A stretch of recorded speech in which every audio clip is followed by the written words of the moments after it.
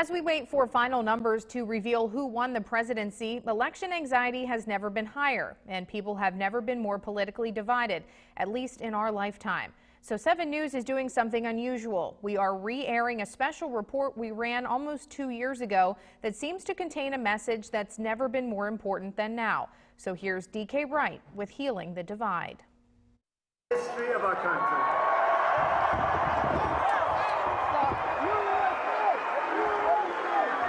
Name-calling, yelling, a mindset of tribes and enemies.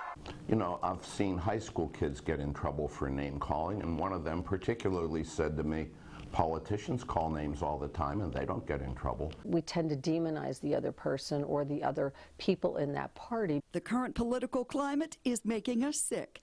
Doctors say it manifests in high blood pressure, headaches, and gastric issues. Some people, a few that I have talked with, watched news for hours and then have trouble sleeping.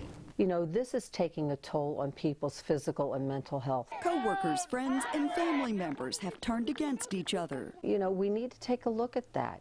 You know, are we really paying a price for this political divide? And I think we are. For some, it ruins even the best of times. They were actually dreading going home for the holidays because they knew that their families were very opinionated when it comes to politics.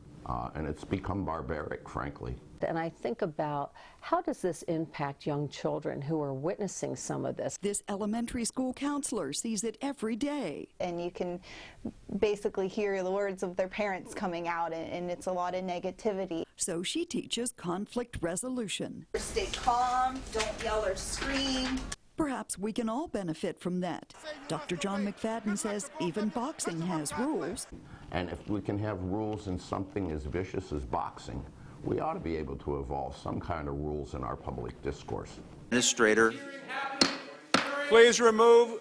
First of all, we can step away from the input that inflames us, like angry posts on social media. And so if it means that you need to, you know, close your Facebook account, do that. You know, they can unfriend them, they can make your profile private, don't accept friends from anyone you don't know. We can take a break from cable news that bombards us with 24-hour heated rhetoric. I think that reaches a point where it just becomes so intense, so volatile, and quite simply, all the remotes have an off button. We can make a pact before get-togethers not to talk politics.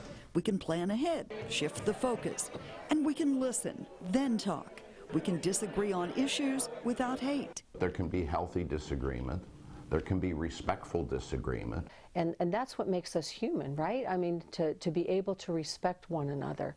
For 7 News in Wheeling, DK Wright, working for you.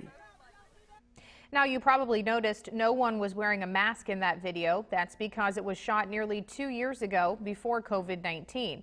Be sure to check out WTRF.com for Heal the Divide, 10 ways to navigate and communicate in these politically angry times.